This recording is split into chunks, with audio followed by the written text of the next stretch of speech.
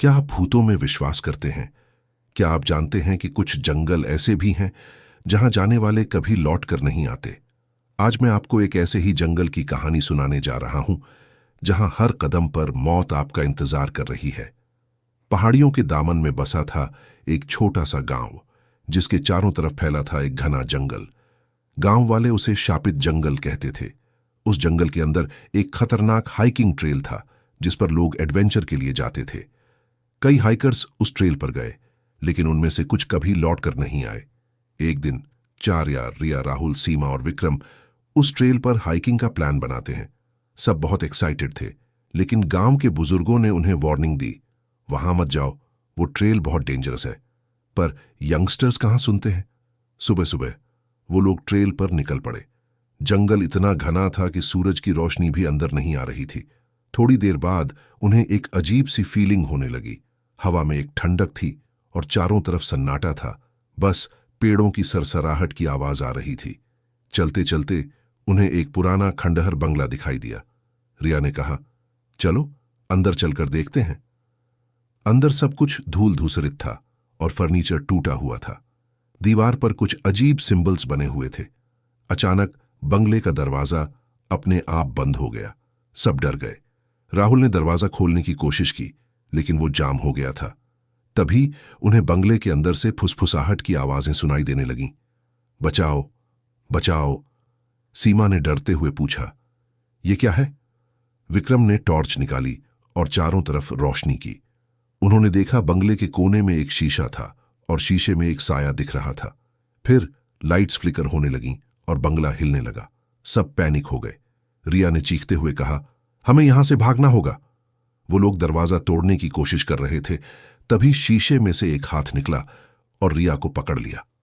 रिया चिल्लाई और गायब हो गई। राहुल और सीमा डर के मारे रोने लगे। विक्रम ने कहा, हमें भागना होगा अभी। वो लोग दरवाजा तोड़कर बाहर भागे, लेकिन जंगल और भी डार्क हो गया था। वो लोग ट्रेल पर भाग रहे थे, लेकिन उन्हें रास्ता नहीं मिल रहा था। हर तरफ सिर्फ पेड़ थे और फुसफुसाहट की आवाजें। तभी उन्हें एक लाल चमक दिखाई दी। वो लोग उस तरफ भागे। वो चमक एक पुराने पत्थर के घेरे से आ रही थी। घेरे के बीच में एक अलाव जल रहा था और उसके चारों तरफ साए नाच रहे थे। वो साए रिया को पकड़े हुए थे और वो एक अजीब मंत्र गा रहे थे। विक्रम ने रियलाइज किया, ये एक रस्म है। सीमा ने कहा, हमें रिया को बचाना होगा। राहुल ने कहा, हम क्या कर सकते हैं, वो बहुत पावरफुल हैं। लेकिन विक्रम ने कहा, हमें ट्राई करना होगा। विक्रम ने अपने बैकपैक से एक चाकू निकाला और घेरे की तरफ दौड़ा। उसने एक साए पर अटैक किया और वो साया धुएं में बदल गया।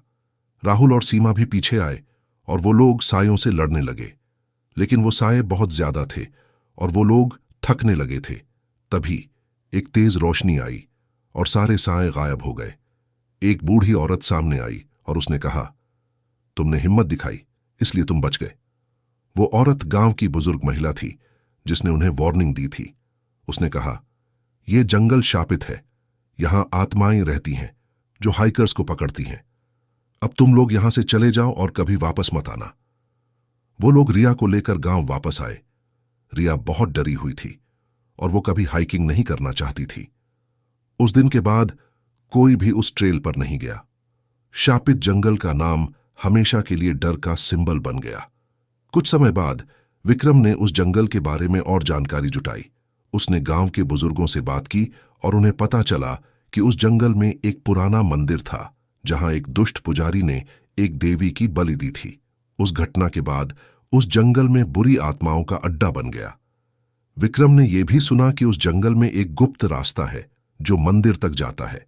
उसने राहुल और सीमा को बताया और वो तीनों मिलकर उस मंदिर को तबाह करने का प्लान बनाते हैं। एक रात वो लोग गुप्त रास्ते से मंदिर तक पहुंचे। मंदिर बहुत पुराना और जर्जर था और वहां से एक अजीब बदबू आ रही थी। उन्होंने मंदिर के अंदर एंट्री की और वहां एक काली वेदी देखी।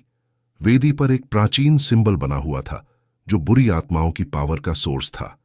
विक्रम ने उस सिंबल को तबाह करने का फैसला किया। उसने चाकू निकाला और सिंबल पर वार किया। सिंबल टूट गया और मंदिर में एक तेज कंपन हुआ। बुरी आत्माएं गुस्से में आ गईं और उन्होंने विक्रम, राहुल और सीमा पर अटैक किया। वो लोग बुरी आत्माओं से लड़े, लेकिन वो बहुत पावरफुल थीं। तभी विक्रम ने एक मंत्र पढ़ा जो उसने गांव के बुजुर्गों से सीखा था। मंत्र पढ़ते ही मंदिर में एक तेज रोशनी हुई और सारी बुरी आत्माएं गायब हो गईं। मंदिर का शाप टूट गया और जंगल शांत हो गया। विक्रम, राहुल और सीमा ने राहत की सांस ली। उन्होंने उस मंदिर को तबाह कर दिया और वो गांव वापस लौट आए। गांव वालों ने उनका वेलकम किया और उन्हें थैंक्स कहा। उस दिन के बाद कोई भी हाइकर उस जंगल में नहीं गया और शापित जंगल का नाम धीरे धीरे भुला दिया गया। लेकिन विक्रम, राहुल और सीमा ने उस घटना को कभी नहीं भुलाया। वो जानते थे कि बुराई हमेशा मौजूद रहती है और हमें हमेशा उसके खिलाफ लड़ने के लिए रेडी रहना चाहिए। तो दोस्तों, ये थी शापित जंगल की कहानी। अगर आपको ये कहानी पसंद आई तो वीडियो को लाइक और चैनल को सब्सक्राइब करना न भूलें। और हाँ, कमेंट में जरूर बताएं कि आपको ये कहानी कैसी लगी।